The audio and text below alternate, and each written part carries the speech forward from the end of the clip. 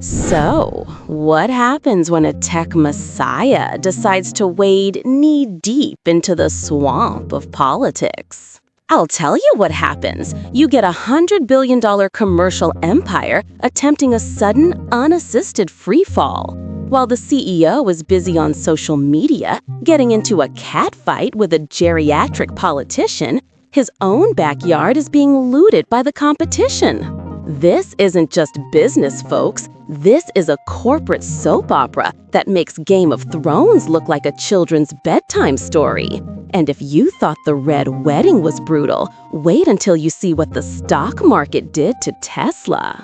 Welcome to the show. Today, we are dissecting the absolute train wreck that is the Tesla year of the crash. Let's set the scene. We have the Technoking, Elon Musk, engaging in a mudslinging contest with the king of tariffs, Donald Trump. It's the crossover episode nobody asked for. And the result? June 5th, the day the music died. Musk and Trump had their public fallout, and the market reacted like someone yelled fire in a crowded theater. Tesla stock plummeted 16% intraday, closing down over 14%. In a single trading day, $150 billion of market value evaporated. Poof, gone. Honestly, if Trump were sharper, he would have tweeted right then, "Nobody knows crashes better than me." That might have sent Tesla straight to the ICU. But hey, when giants fight, it's us, the popcorn-eating spectators, who enjoy the show. But let's strip away the drama and look at the autopsy report. Why is the empire crumbling?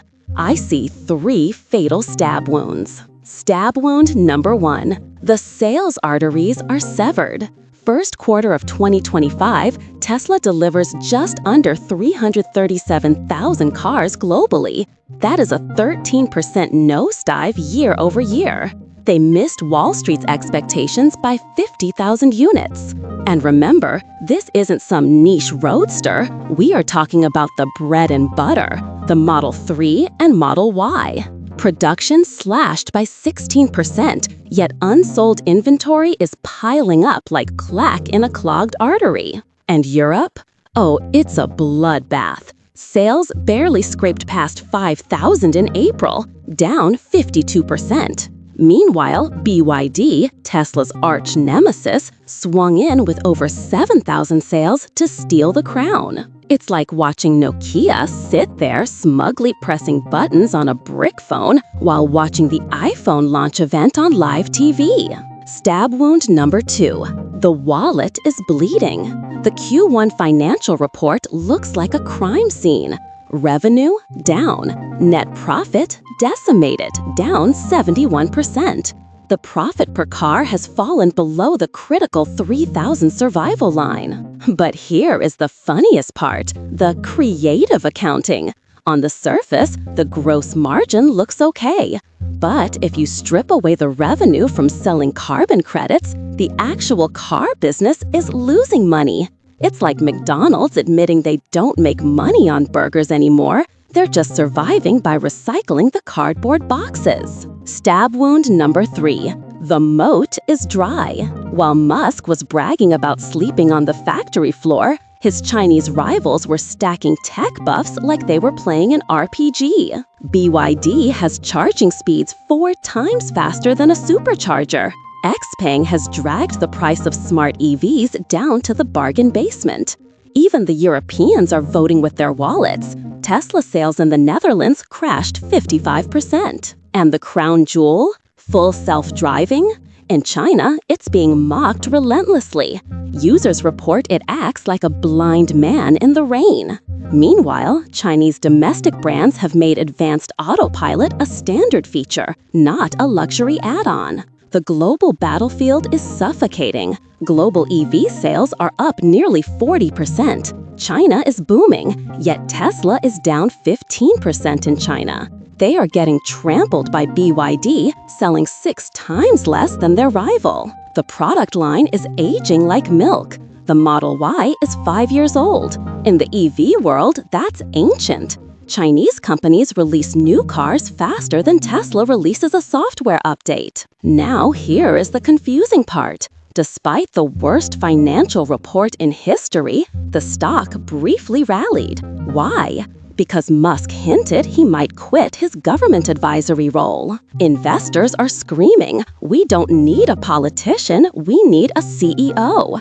Even die-hard bulls like Ross Gerber are throwing in the towel.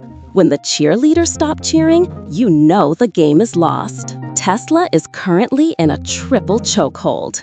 Technologically, their AI is lagging behind China's speed. Product-wise, they are being flanked by NIO, Li Auto, and XPeng.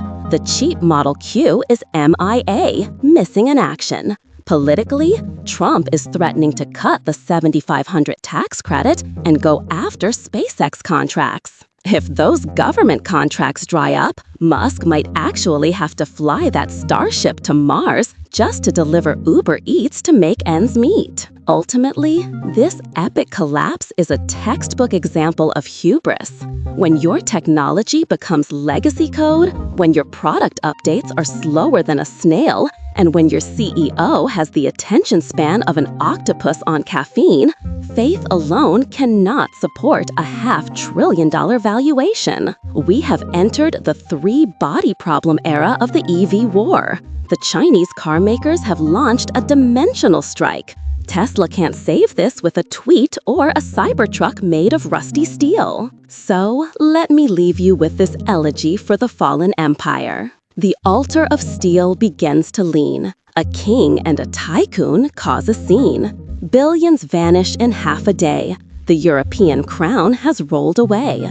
The car is blind when the rain comes down. A stale model lineup wears a frown. Subsidies cut, the stove runs cold, an empire turns to dust and mold. Can the hero rise or will he fall?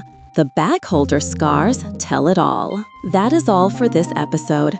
Thank you for watching. We will see you in the next video.